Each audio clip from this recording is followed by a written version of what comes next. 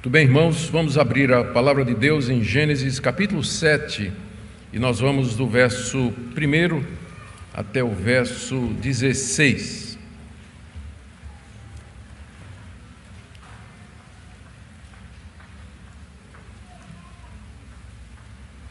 Gênesis capítulo 7, de 1 a 16. Diz assim a palavra de Deus: O Senhor disse a Noé: Entre na arca, você e toda a sua família, porque reconheço que você tem sido justo diante de mim no meio dessa geração. De todo animal puro, leve com você 7 pares, o macho e sua fêmea. Mas dos animais impuros, leve um par, o macho e sua fêmea. Também das aves dos céus, leve 7 pares, macho e fêmea, para se conservar a semente sobre a face da terra. Porque daqui a 7 dias farei chover sobre a terra durante 40 dias e 40 noites, e farei desaparecer da superfície da terra todos os seres que fiz. Noé fez tudo como o Senhor lhe havia ordenado. Noé tinha 600 anos de idade, quando as águas do dilúvio inundaram a terra. Por causa das águas do dilúvio, Noé entrou na arca, ele com seus filhos, a sua mulher e as mulheres dos seus filhos. Dos animais puros, dos animais impuros, das aves e de todo animal que rasteja sobre a terra, entraram para junto de Noé na arca, de 2 em 2, macho e fêmea, como Deus havia ordenado a Noé. E aconteceu que depois de 7 dias vieram sobre a terra as águas do dilúvio. No ano 600 da vida de Noé, aos 17 dias do 2º mês, nesse dia, romperam-se todas as fontes do grande abismo, e as comportas dos céus se abriram, e caiu chuva sobre a terra durante 40 dias e 40 noites. Nesse mesmo dia entraram na arca Noé, os seus filhos, Sem, Cã e Jafé, a mulher dele e as mulheres dos seus filhos. Entraram eles e todos os animais segundo as suas espécies, todo o gado segundo as suas espécies, todos os animais que rastejam sobre a terra segundo as suas espécies, todas as aves segundo as suas espécies, todos os pássaros e tudo que tem asa. De todos os seres em que havia fôlego de vida, entraram na arca de 2 em 2 para junto de Noé. Eram macho e fêmea os que entraram de todos os seres vivos, como Deus havia ordenado a Noé. E o Senhor fechou a porta da arca. Até aqui a leitura da palavra de Deus, queridos. Vamos orar mais uma vez para que Ele nos ilumine na compreensão da passagem. Ó Deus, nós lemos essa passagem com temor e tremor no nosso coração, lembrando desse cataclisma que assolou o mundo antigo, como parte do Teu juízo sobre a humanidade que já havia se desviado de Ti. E nós sabemos que é um símbolo, uma figura do juízo vindouro, que virá ainda sobre nós, não um dilúvio de águas, mas um dilúvio de fogo. E nós pedimos misericórdia, misericórdia sobre o Teu povo, misericórdia sobre a nossa nação, misericórdia sobre os nossos filhos. Dá-nos a graça de sermos encontrados, de recebermos favor diante de Ti, como Noé recebeu. Nós pedimos que Teu Espírito Santo nos ilumine na exposição da Tua palavra, trazendo conforto, orientação e direção a todos que nos ouvem. Pedimos em nome de Jesus. Amém. Amém. Queridos, 10 gerações após a queda de Adão no jardim, e a humanidade havia corrompido completamente o seu caminho sobre a face da terra. A linhagem dos filhos de Deus, a linhagem santa, os descendentes de Sete, havia se misturado com a descendência de Caim, através do casamento.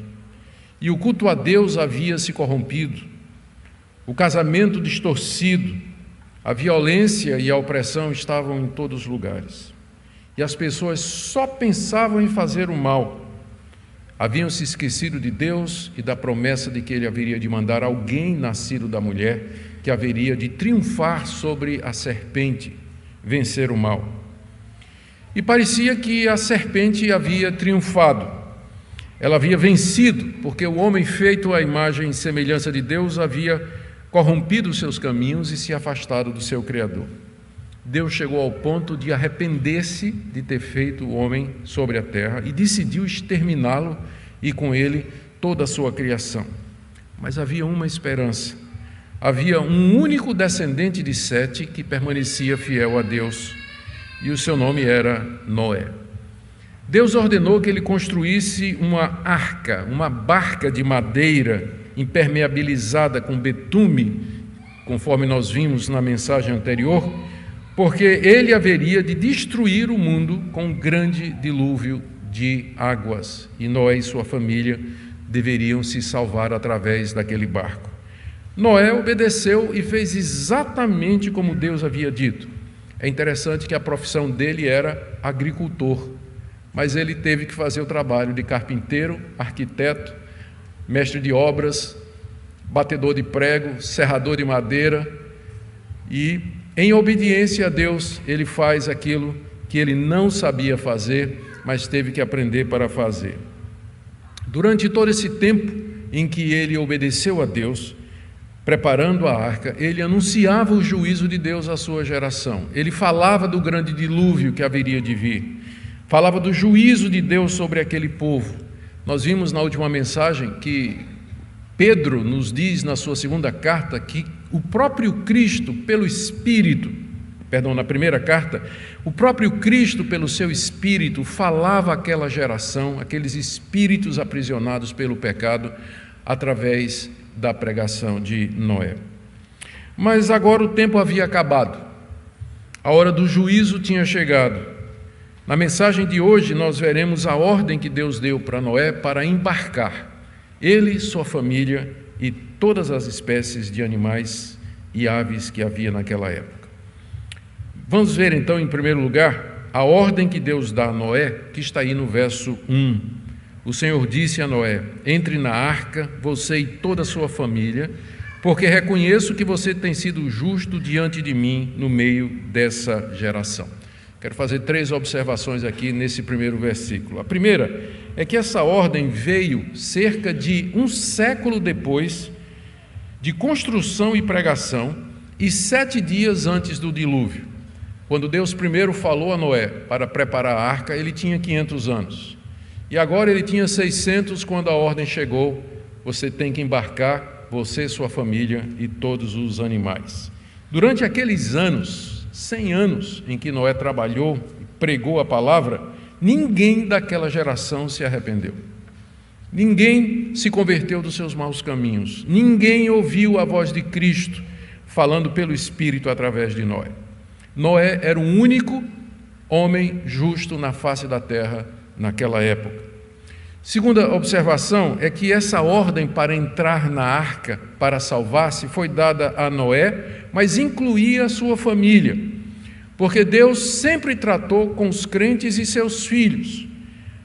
Ele fez a nossa raça solidária, nós somos descendentes da mesma raiz, todos nós somos filhos de Adão e Eva. Há uma solidariedade, somos parentes, ainda que distantes, por assim dizer, fazemos parte da mesma raça, e Deus sempre nos tratou coletivamente. Não anula a individualidade, mas o que eu faço afeta meus filhos, afeta meus vizinhos, afeta meus amigos, afeta a igreja. Quando Deus me abençoa, as pessoas ao meu redor são abençoadas. Quando eu peco, o meu pecado afeta quem está ao meu redor. Deus sempre nos trata como raça, como família, como grupo. Embora o fiel fosse Noé, e nós vamos ver que nem todos os filhos de Noé andavam nos mesmos caminhos de Noé, veremos isso mais à frente, entretanto eles foram abençoados, porque eram filhos desse homem temente a Deus, porque a aliança de Deus era com Noé e com os seus filhos. A ordem então foi para que ele e sua família entrassem na arca. E a minha terceira observação aqui no verso 1 é a razão que é apresentada aqui pela qual Deus mandou Noé e sua família entrar na arca. Porque reconheço que você tem sido justo de mim no meio dessa geração. A razão pela qual Deus mandou Noé entrar na arca é que Deus observava e via cada pessoa. De toda aquela geração, ele viu que somente Noé era justo, como ele diz aqui. A palavra justo, ela expressa toda a piedade de Noé, toda a sua devoção a Deus. Significa que Noé fazia o que era certo diante de Deus, enquanto os demais não faziam. Significa que ele era um homem cheio de fé, e de esperança na promessa que foi feita a Adão e a sua mulher, de que viria um descendente deles que esmagaria a cabeça da serpente. Noé cria nisso. Noé adorava a Deus conforme o modelo de Abel, oferecendo sacrifícios do melhor que ele possuía. Ele guardava o dia de descanso conforme Deus havia mandado. Foi a primeira ordenança de Deus depois da criação, observar o dia de descanso, depois de 6 dias de trabalho. Noé era casado com uma única mulher, enquanto que naquela época a poligamia já havia se espalhado, o adultério, a imoralidade e a prostituição. Noé era casado com uma mulher e seus filhos, cada um deles tinha uma mulher também. Ele preservava o casamento monogâmico, que é o padrão que foi estabelecido por Deus na criação. Ele era pregador da justiça, conforme Pedro nos informa. Ele anunciava àquela geração o juízo de Deus. Ele era cheio do Espírito Santo e Cristo falava com ele. E, em resumo, nós já vimos na mensagem anterior, Noé andava com Deus. Por isso Deus diz aqui: entre na arca, porque reconheço que você é justo. Reconheço que de toda essa geração você é o único justo que eu percebo e que eu encontro. E aqui é importante a gente fazer uma observação teológica. O texto diz que Noé foi preservado porque ele era justo. Contudo, o contexto geral nos ensina que ele era justo somente pela graça de Deus. Noé era um pecador como todos os demais da sua geração. Ele tinha uma natureza corrompida, porque ele era descendente de Adão. Ele tinha herdado uma natureza corrompida igualmente. A gente vai ver essa natureza de Noé, essa natureza corrompida se expressar depois do dilúvio, quando ele retoma sua atividade como agricultor, planta uma vinha, faz vinho caseiro, se embriaga e fica nu na sua tenda. Eis o homem, eis o justo. Ele era um pecador, corrompido, inclinado a todo mal. Deus o escolheu soberanamente para, através dele, preservar a raça humana, preservar a sua igreja e preservar a verdadeira religião. A Bíblia nos ensina que Deus opera em nós aquilo que ele deseja recompensar. Por exemplo, se Deus quer me abençoar com bens materiais, Ele me dá a graça de ser trabalhador, honesto e me dá as oportunidades para isso. E depois Ele me recompensa por isso. Ele faz em nós aquilo que Ele quer recompensar. De forma que está certo dizer as duas coisas. Eu prosperei porque trabalhei e mereci o que ganho. E também está certo dizer, foi Deus que me abençoou para que eu prosperasse. As duas coisas andam juntas. Noé era justo diante de Deus, por isso Deus disse: você vai entrar na arca. Mas ele era justo porque antes disso a graça de Deus já havia operado em seu coração e distinguido Noé de toda aquela geração corrupta, senão ele estaria no caminho dos cainitas, como todos os outros. E o mesmo é verdade hoje a meu respeito e ao seu. Se alguma coisa somos, se Deus nos abençoa, Ele nos abençoa da seguinte maneira: eu tenho visto que você tem andado nos meus caminhos, que você tem sido fiel. Eu vou lhe abençoar financeiramente, vou lhe abençoar na sua família, vou lhe abençoar nos seus relacionamentos, vou lhe dar paz e tranquilidade, porque você tem sido fiel. E a gente no coração diz: sim, Senhor, mas eu sei que se eu sou fiel, é só pela tua graça, é só pela tua misericórdia. Deus salvou Noé porque Noé era justo. Mas Noé era justo porque antes disso Deus já o tinha salvado, pelo seu Espírito trabalhando no coração de Noé. Portanto, está certo dizer as duas coisas, como o texto nos diz. Vamos para o segundo ponto. Essa foi a ordem, verso 1. Vamos ver agora a determinação que Deus faz quanto aos animais puros e impuros a serem embarcados na arca. Pode parecer uma questão técnica, mas tem várias questões teológicas envolvidas aqui, do verso 2 até o verso 4. Deixe-me fazer algumas observações. A primeira delas é que quando Deus diz a Noé que ele deveria encaminhar para a arca animais e aves de 2 em 2, com exceção de animais puros e aves puras, que iriam de 7 pares, ele diz que o alvo era, veja aí o verso 3, para se conservar a semente sobre a face da terra. para se conservar a semente sobre a face da terra. Essa expressão, para se conservar a semente da terra, ela é ampla o suficiente para incluir três coisas. Primeiro, que Deus quer dar continuidade aos seres vivos que ele tinha feito, para se preservar a semente sobre a terra. Então, vamos levar os espécimes para dentro da arca. A prova disso é que mais adiante, nós vamos chegar lá, no capítulo 8, quando termina o dilúvio, que sai todo mundo da arca, olha o que Deus diz no verso 17, Noé, faça sair os animais que estão com você, tanto aves como gado, todo animal que rasteja sobre a terra, para que povoem a terra, sejam fecundos e nela se multipliquem. O que é que você lembra quando lê essa passagem? Lá de Gênesis 1, quando Deus criou os seres vivos e disse, se povoem, multipliquem e enchem a terra. Agora ele repete o mandamento para Noé, dizendo, solta essa bicharada toda aí no meio do mato, deixa eles crescerem e se multiplicar, para que a terra seja povoada outra vez. Então, quando ele diz, Noé, deixa esses bichos entrar na arca, é porque ele quer recomeçar a sua criação. Na verdade, ele quer dar continuidade à criação que ele havia feito. A expressão também, preservar, se conservar a semente sobre a face da terra, significa que Deus desejava ter animais para sacrifício nos cultos ao seu louvor. Noé adorava a Deus oferecendo animais em sacrifício, que era o que a linhagem dos setitas fazia, que vem desde Abel, contraste o culto de Abel com o culto de Caim, e que Deus tinha ensinado a Adão quando cobriu Adão com uma vestimenta de couro, de pele, certamente de um animal que o próprio Deus havia sacrificado. Então, desde Adão, estava certo que o culto verdadeiro a Deus era através do sacrifício de animais, mas não de todo tipo de animal.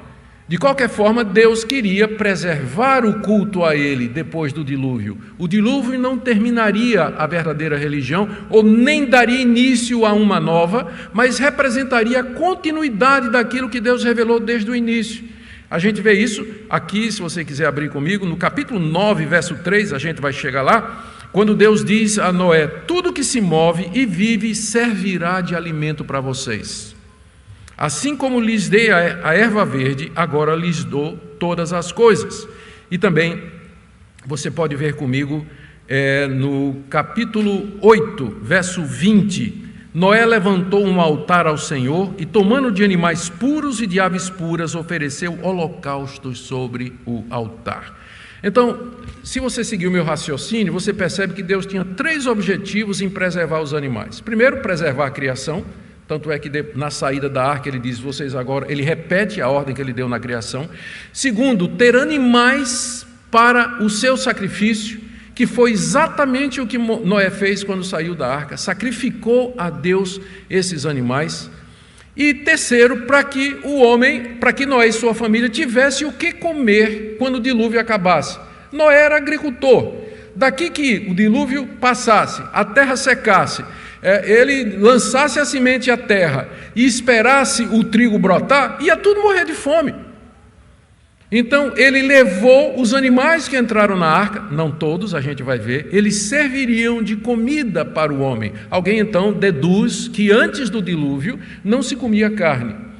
A gente não tem como dizer, o que a gente pode dizer é que oficialmente, a partir do dilúvio, é que Deus entregou ao homem os animais para serem devorados. Se eles comiam antes carne de animal por permissão ou qualquer outro motivo, a gente não sabe. Mas o que a gente sabe com certeza é que isso foi autorizado a partir do dilúvio, quando então o homem pode começar a comer os animais. Antes disso, eles eram usados para sacrifícios a Deus. Então, essas são as três razões que estão implícitas aqui na ordem, no que Deus diz, para se conservar a semente sobre a face da terra.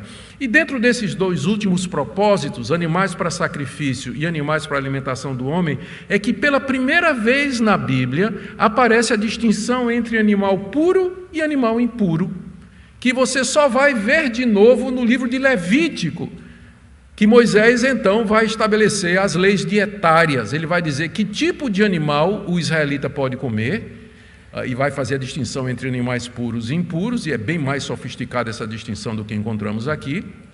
E ele vai dizer que tipo de animais podem ser oferecidos a Deus. Mas pelo texto está evidente de que já havia essa consciência, essa categorização entre os animais. Essa distinção pode ter existido desde o princípio, quando Deus instruiu Adão sobre como adorá-lo. Não era todo animal que Deus aceitava para ser sacrificado, mas isso que agora nós vemos pela primeira vez, que Moisés chama de animais puros. Esses animais eram os animais que deveriam ser sacrificados e provavelmente eram os animais que serviriam de alimentação para o homem. O objetivo era separar animais e aves, dizendo o que é que pode ser comido e ser sacrificado e o que não pode. E aqui a gente pode imaginar, pelo que vemos depois, como seria essa categorização. Animais limpos, ovelhas, cabras e gado em geral. Aves limpas, pombos e rolinhas. Animais e aves impuros, todos os demais. Todos os demais. Então, essa categoria, ela é antes da lei de Moisés. Ela já é, inclusive, antes do dilúvio. E essa é a razão pela qual os animais limpos teriam que ser introduzidos na arca em quantidade maior.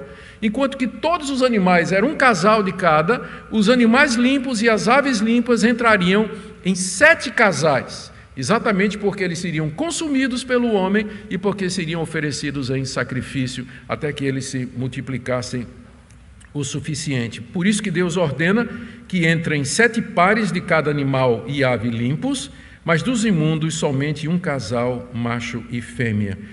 E a necessidade, agora permita fazer outra observação ainda nessa passagem, de 2 a 4, a necessidade para que eles começassem a entrar na arca é essa. Lembrem que nós estamos vendo a ordem, né? Entra na arca. E Deus diz por quê? No verso 4, porque daqui a 7 dias farei chover sobre a terra durante 40 dias e 40 noites, e farei desaparecer da superfície da terra todos os seres que fiz. Por isso, não é que você tem que entrar e você tem que levar todos esses animais, conforme eu disse, porque daqui a 7 dias tudo isso vai ser destruído. Quem não estiver na arca vai perecer nas águas do dilúvio.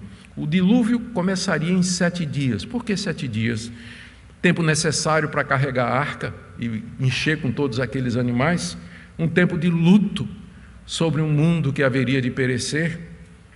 Última chance para aquela geração. 7 dias. E Noé começa a embarcar.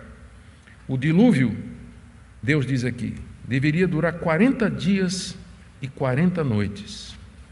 Deus faria desaparecer da terra tudo o que ele tinha feito e não haveria possibilidade de escape fora da arca.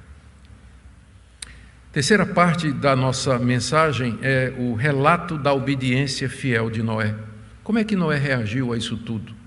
A ordem que foi dada, a ordem para que ele embarcasse com sua família, a ordem para que ele embarcasse os animais conforme discriminados. Como é que ele reagiu? O texto destaca a obediência fiel de Noé. Várias vezes. Sem dúvida, Moisés, ao repetir a obediência de Noé, queria impressionar os israelitas a quem ele está lendo esse relato, para quem ele está escrevendo esse relato, que são a primeira audiência. O que Moisés nos diz aqui a respeito da obediência de Noé? Observe 3 coisas, porque ele diz aqui no verso 5, Noé fez tudo como o Senhor lhe havia ordenado. Também verso 6, Noé tinha 600 anos de idade quando as águas do dilúvio inundaram a terra. Por causa das águas do dilúvio, Noé entrou na arca, ele com seus filhos, a mulher sua mulher e as mulheres dos seus filhos. Dos animais puros, dos animais impuros, das aves, de todo animal que rasteja sobre a terra, entraram para junto de Noé na arca de 2 em 2, macho e fêmea, como Deus havia ordenado a Noé. E aconteceu que depois de 7 dias vieram sobre a terra as águas do dilúvio. Esse texto todo nos fala da obediência de Noé, e eu quero destacar 3 coisas aqui que Moisés fala sobre a obediência de Noé. Primeiro, que ela foi exata e precisa. Moisés diz o tempo todo, Noé fez exatamente como o Senhor havia ordenado. Ele não aumentou, ele não diminuiu, ele não foi como Eva, que acrescentou o mandamento de Deus, e nem como Adão que quebrou o mandamento de Deus, mas Noé obedece a Deus precisamente, e esse é o ponto aqui, esse é o ponto, a obediência fiel e exata de Noé. Lembre que Moisés está falando essas coisas para os israelitas, que receberam a lei de Deus e que iam entrar na terra, e que a condição para eles permanecerem na terra é que eles obedecessem a palavra de Deus. E Noé é colocado aqui como exemplo de obediência da aliança e do pacto. Ele fez tudo como Deus mandou, inclusive levando os animais, como diz aí os versos 8 e 9. Segundo, que a obediência de Noé não esmoreceu com os anos. Não é sem razão que aqui está dizendo, Noé tinha 600 anos de idade quando as águas do dilúvio inundaram. Ele, quando recebeu a ordem, tinha 500. Você já pensou? 600 anos, fazia 100 anos que ele tinha recebido aquela ordem. E durante esse tempo a velhice não enfraqueceu o seu propósito, a idade avançada não trouxe desânimo nem fraqueza, mas ele perseverou 100 anos em obedecer a Deus. E nós não conseguimos perseverar um dia nos nossos propósitos, no desejo de servir a Deus, em fazer aquilo que a gente sabe que é certo. A gente estabelece propósitos, geralmente isso no início do ano, né? Quando chega no último culto do ano, culto de ano novo, a gente faz propósitos, faz regras, faz objetivos, estabelece meta, só para quebrar tudinho em fevereiro. Tinha 600 anos de idade quando as águas do dilúvio veio, e ele tinha 500 quando pela primeira vez Deus lhe anunciou. Não é sem razão que está dito aqui. Às vezes a gente vai ficando velho, vai ficando soft, como diz em inglês, mole, e desanimado, e vai perdendo objetivo, desfoca. A velhice não é motivo para tolice, e não é desculpa para fazer ou para sermos inconvenientes, ou arrogantes, ou qualquer outra coisa. Você tem um homem de 600 anos aqui, obedecendo a Deus depois de um período de tribulação de 100 anos. Não é sem razão que é dita aqui a idade dele. Terceira coisa sobre a obediência de Noé é que era baseada na fé. Olha o que diz o verso 7, que ele entrou na arca por causa das águas do dilúvio, ou seja, porque elas haveriam de chegar, mas elas não tinham chegado ainda, e era algo sem precedentes, nunca tinha acontecido isso antes. O tempo todo Noé estava obedecendo pela fé. Ele, quando entra na arca com sua família, isso é um ato de fé pelo qual ele condena todo mundo. Ele está entrando num barco de madeira feito no deserto, depois de 100 anos de construção, quando não tinha uma nuvem no céu, por assim dizer. E ele entra no barco juntamente com sua família, ou seja, a sua fé era baseada na obediência. E a fé de Noé se mostrou segura e verdadeira. O dilúvio veio 7 dias depois que ele recebeu a ordem de entrar. Primeiro ele entrou, depois aconteceu. A gente quer geralmente o contrário, né? A gente quer primeiro ver o dilúvio para crer. Mas não é essa a natureza da fé. A fé é a certeza de coisas que nós não vemos, a segurança de fatos que nós esperamos. Isso é fé, entrar na arca antes do dilúvio. E quem esperou para entrar na arca depois que o dilúvio começou, encontrou a porta fechada. Porque a natureza da fé é essa, é aguardar a promessa de Deus com convicção e segurança, tanto quanto se você estivesse vendo com seus próprios olhos. E por último, última parte da mensagem, Deus traz então o dilúvio sobre a terra, verso 11 até o verso 16, eu quero ver alguns pontos com vocês. Primeiro, a data, é interessante que é registrada a data em que o dilúvio começou, está aí no verso 11, no ano 600 da vida de Noé, aos 17 dias do 2º mês. Nós não sabemos como situar isso no nosso calendário, porque a gente não tem ideia de que tipo de contagem Moisés estava fazendo aqui, que tipo de contagem, calendário ele estava usando. Há pelo menos 2 possibilidades para para a gente definir essa questão da data aqui, mas o que importa é que Noé está querendo dizer que o dilúvio foi alguma coisa real, aconteceu na história humana. Ele sabe inclusive a data, o dia em que o dilúvio começou. E é importante considerar o dilúvio como fato histórico. Ele está enraizado na cronologia, ele faz parte da nossa história. Não é alguma lenda, não é algum fato inventado, um mito que se criou e que se espalhou pelo Antigo Oriente. Não. Tem o dia, o ano e o mês em que o dilúvio começou. Por quê? Porque para nós é importante considerar que nós estamos diante de um fato histórico. O dilúvio é visto no Novo Testamento pelo Senhor Jesus e pelos autores bíblicos como sendo um acontecimento histórico. Ele é típico, ele aponta inclusive para o juízo de Deus e para a salvação. A barca é vista como símbolo da redenção e da salvação. E o fato de que só quem estava na barca se salvou significa a exclusividade da redenção através de Cristo Jesus. Portanto, tem todo um simbolismo que se perderia se isso aqui fosse uma lenda. Para nós é importante, não sabemos todos os detalhes, mas para nós é importante isso, que num determinado ano, num determinado mês e num determinado dia, aconteceu como Deus havia dito. Segunda coisa, de onde vieram as águas que inundaram o mundo? Isso aí nos é dito nos versos 11 e 12. Final do verso 11, naquele dia romperam-se todas as fontes do grande abismo e as comportas dos céus se abriram e caiu chuva sobre a terra durante 40 dias e 40 noites. São dois lugares de onde veio a água. Primeiro, as fontes do grande abismo, significa os rios subterrâneos, as fontes subterrâneas, os lençóis de água que Deus havia colocado debaixo do céu e que nós lemos o relato da criação no segundo dia, Gênesis capítulo 1, no verso 7. Deus faz a separação entre as águas de cima e as águas de baixo. As águas de baixo eram exatamente os lençóis de água, os rios subterrâneos, as fontes subterrâneas que a gente sabe que tem e que de longa data existe. Deus fez então com que aqueles rios eles subissem, aquelas águas então elas vazassem, elas como um geyser, como um vulcão de água, elas explodiram e começaram a encher a terra. E aí de cima também abriram-se as comportas do céu, diz Moisés, e as águas acumuladas nas nuvens desceram em temporais seguidos durante 40 dias e 40 noites. Deus aqui desfez aquela separação que ele fez no segundo dia. No segundo dia está dito que Deus criou o firmamento e separou as águas de cima e as águas de baixo, colocou cada uma delas no seu devido lugar. Agora Deus desfaz isso e as águas se misturam outra vez e volta ao caos do início.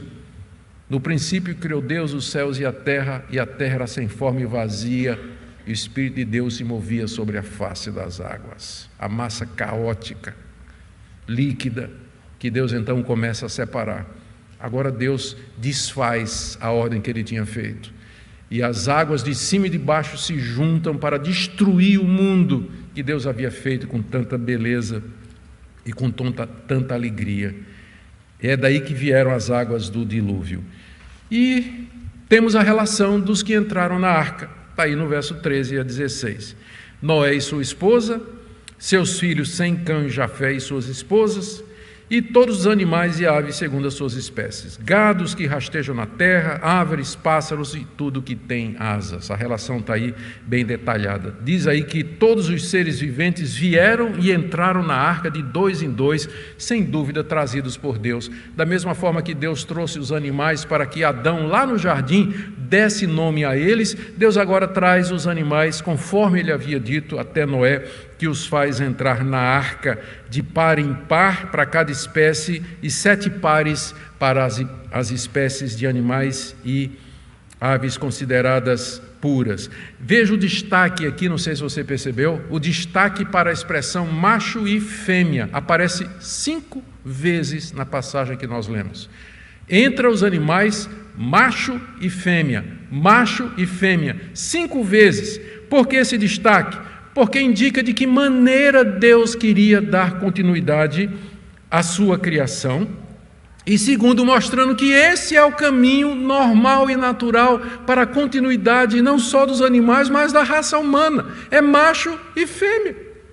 Por isso que Paulo vai dizer lá em Romanos capítulo 1, que os homens trocaram o modo natural de sua relação por outro contrário à natureza. Está se referindo ao lesbianismo, está se referindo ao homossexualismo. Por isso que é contrário à natureza, porque é essa ordem natural, macho e fêmea. 5 vezes é dito nessa passagem que é muito clara para nós entendermos de que maneira Deus pretendia dar continuidade à raça humana. E era exatamente através do casamento heterossexual, da união heterossexual. Era assim que deveria acontecer. Todas as outras opções são contrárias à natureza, e essa é a razão pela qual nós relutamos. Nós temos dificuldade em querer de alguma maneira sancionar, legitimar ou achar que é normal e natural padrões que são divergentes da Bíblia de maneira tão clara para nós. Tão clara para nós, é uma questão de consciência mesmo, nossa. Não temos como abandonar o padrão bíblico em nome da pressão da sociedade, das mudanças na cultura, por mais poderosas que sejam e por mais hostis que nos sejam. É uma questão de crermos ou não na palavra de Deus e recebermos ou não a palavra de Deus como única regra de fé e prática. Muito bem. Depois de falar macho e fêmea 5 vezes, a obediência de Noé é ressaltada mais uma vez e, final do verso 16, terminando, Deus fecha a porta. E que frase aterrorizante, que frase de impacto. Deus fechou a porta. O que é que isso significa? Para mostrar que Ele estava no controle. Ele fecha a porta e que ninguém pode abrir. Que Deus fecha, ninguém abre. Para mostrar que Noé e os seus estavam debaixo da sua proteção. Para evitar que alguém saísse. Para evitar que alguém entrasse.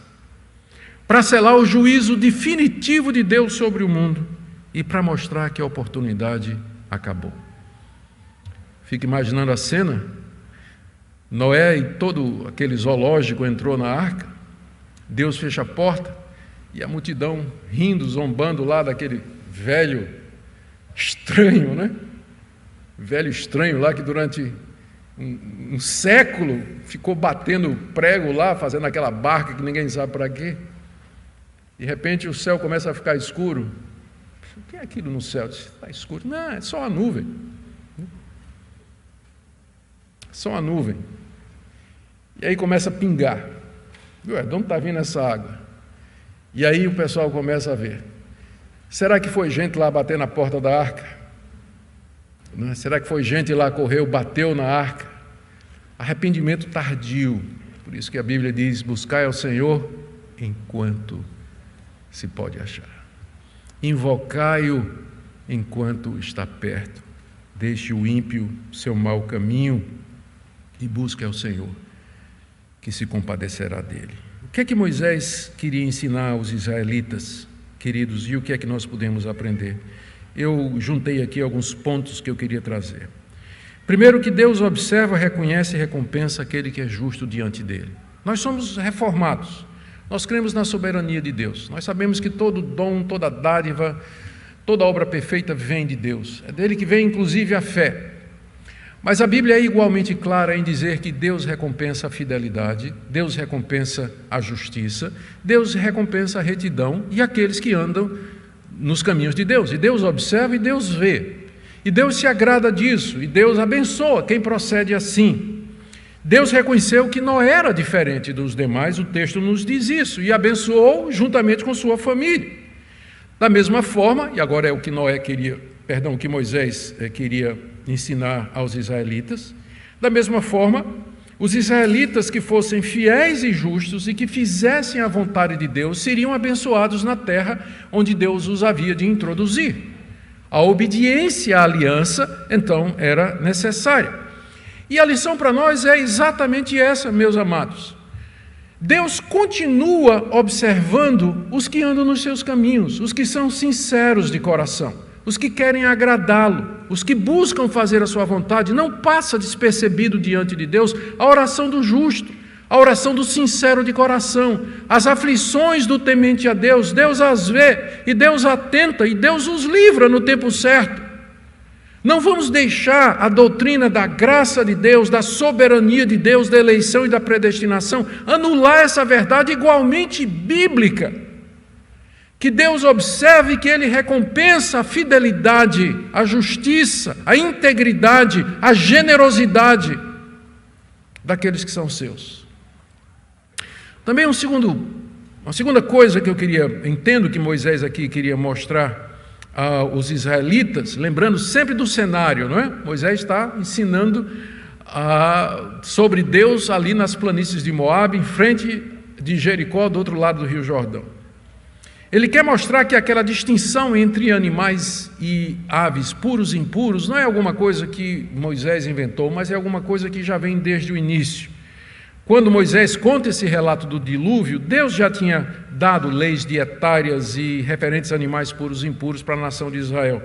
Mas a origem dessa distinção é o próprio Deus. E aqui vocês estão lembrados de alguma coisa que nós enfatizamos bastante no relato da criação. Deus é um Deus de distinções. Ele é um Deus que faz distinções. Ele separou as águas de cima das águas de baixo, Ele separou a luz das trevas, Ele separou o homem do restante da sua criação, Ele é distinto da sua criação, Ele faz distinção entre o certo e o errado, e agora Ele faz separação entre animais puros e animais impuros. Por quê? Porque Deus queria inculcar na mente dos israelitas que existem distinções na criação, no mundo, que existe o certo e o errado. E você pode pensar, mas por que isso é importante? Porque o mundo em que eles viviam era um mundo relativista. A gente chama de monismo a visão, a cosmovisão dos antigos povos orientais. O monismo é a ideia de que toda a realidade está contida no mesmo círculo, que tudo é igual. Deus é igual ao homem e o homem é Deus. Deus é o mundo e o mundo é Deus. Eu sou um com os animais e os animais são um comigo. O certo e o errado são apenas dois lados da mesma moeda. Vocês todos estão familiarizados com aquela logomarca do monismo, que é um círculo onde tem duas amebas, né? Uma preta e uma branca, ao contrário, mas juntas no mesmo círculo. Quer dizer o seguinte: o bem e o mal coexistem, são dois lados da mesma moeda, estão no mesmo círculo. E a visão cristã é oposta a isso. Para nós existe diferença entre o bem e o mal, entre o certo e o errado, entre homem e mulher, entre o homem e a criação e entre Deus e o mundo. Na verdade, o mundo funciona com base em distinções. E não confundam o que eu estou dizendo com preconceito, com racismo ou qualquer outra coisa. Não é isso que eu estou falando. Vocês estão entendendo o que eu estou falando. Existem distinções. Não existe distinção de raça na Bíblia entre brancos e negros. Isso aí é invenção do homem caído. Mas existe distinção entre a raça humana, brancos, negros, amarelos, vermelhos, todos, e os animais. Nós somos distintos deles, todos nós. Mas a Bíblia fala a respeito dessas distinções, é importante a gente lembrar isso. É por isso que, mais uma vez, a gente reluta em se enquadrar numa visão de mundo moderna, onde essas distinções estão sendo apagadas. Não tem mais distinção entre macho e fêmea, ou entre homem e mulher. Não tem mais distinção entre Deus e a natureza é adorada como se fosse Deus. Muitos defensores da ecologia, eles tornaram a ecologia uma religião em si mesmo, adoram a Mãe Terra, como se fosse divina. Nós não vamos nos sujeitar a isso, porque é contrário à perspectiva divina. Terceira lição que queremos tirar daqui. Moisés ensina aqui que Deus planejou continuar a sua criação e a busca de um povo para si após o dilúvio. Por isso que ele preservou Noé e os animais. E os israelitas eram os continuadores disso. Eles eram os portadores das promessas, eram portadores da aliança. Deus haveria de dar aquela terra diante da qual eles estavam, para que ali eles preservassem o culto a Deus, conservassem a esperança até a chegada do descendente da mulher. E hoje nós vivemos 3.600 anos, 4.000 anos depois que esse relato de Moisés foi feito. E nós olhamos para trás e vemos como Deus cumpriu fielmente tudo isso. E nós sabemos que a semente da mulher já veio. Na plenitude dos tempos, Jesus, o Filho de Deus, se tornou um entre nós. E ele esmagou a cabeça da serpente na sua morte na cruz e na sua ressurreição. E ele gera um povo antigo, que vem desde Adão, que é a sua igreja, que é você e que sou eu. Fazemos parte desse povo antigo. É o povo mais antigo da terra. Esse povo espiritual que anda nas pisadas da fé de Noé, que confia em Deus como Noé confiou. Por último, eu quero falar sobre a natureza da fé e o que significa crer em Deus e fazer uma aplicação. Noé começou a construir a arca, se preparando para um evento que nunca tinha acontecido antes. Ele entrou na arca com os seus antes do dilúvio começar. O mundo da época, imagina, isso aqui é só minha imaginação, o mundo da época deve ter se reunido ao redor da arca para debochar, zombar, escarnecer, ridicularizar aquele pregador incômodo, entrando com um zoológico inteiro no enorme barco de madeira. Pode imaginar o ridículo da visão e o deboche da multidão? Noé, entretanto, ficou firme como que vendo o invisível. Ele ficou firme, ele não se abalou. E era isso que Moisés queria ensinar aos israelitas, que o nosso relacionamento com Deus sempre será pela fé. Sempre será pela fé. Deus quer que você creia primeiro. Se você espera ser como Tomé, eu quero ver para poder crer. Aquela exceção que foi feita por Jesus não é regra geral, porque ele apareceu para o Tomé e disse: está bem, Tomé, toca aqui nas minhas mãos e toca no meu lado, vê a marca dos cravos e veja que sou eu mesmo. Essa exceção feita a Tomé não é feita a nós. Deus quer que nós creiamos sem ter visto, que nós aguardemos sem que tenha chegado. E era assim que os israelitas tinham que esperar a chegada da semente da mulher. E é assim que nós vivemos hoje, aguardando o retorno do nosso Senhor Jesus Cristo. Eu não vejo o Cristo exaltado à direita de Deus. Eu não vejo o novo céu e a nova terra. Eu não vejo a vida eterna. Eu não vejo Deus. Eu não vejo os anjos. Eu não vejo a igreja triunfante, glorificada no céu. Eu não vejo nada disso. Mas eu espero pela fé. Eu aguardo em plena confiança, porque essa é a natureza da fé salvadora, exemplificada em Noé. E minha pergunta para você nessa manhã é exatamente essa: é assim que você crê? É assim que você se relaciona com Deus? É assim que você espera nele, aguardando, firmado nas suas promessas, o novo mundo que haverá de vir, onde habita a justiça? Que Deus renove a fé dessa igreja, que seja uma igreja firmada na palavra de Deus, segura nas suas promessas, que viva na expectativa da chegada final e definitiva do Filho da mulher, da semente que já esmagou a cabeça da serpente e que vive e reina para todo sempre. Amém. Fiquemos em pé, queridos, e vamos orar, encerrando essa mensagem.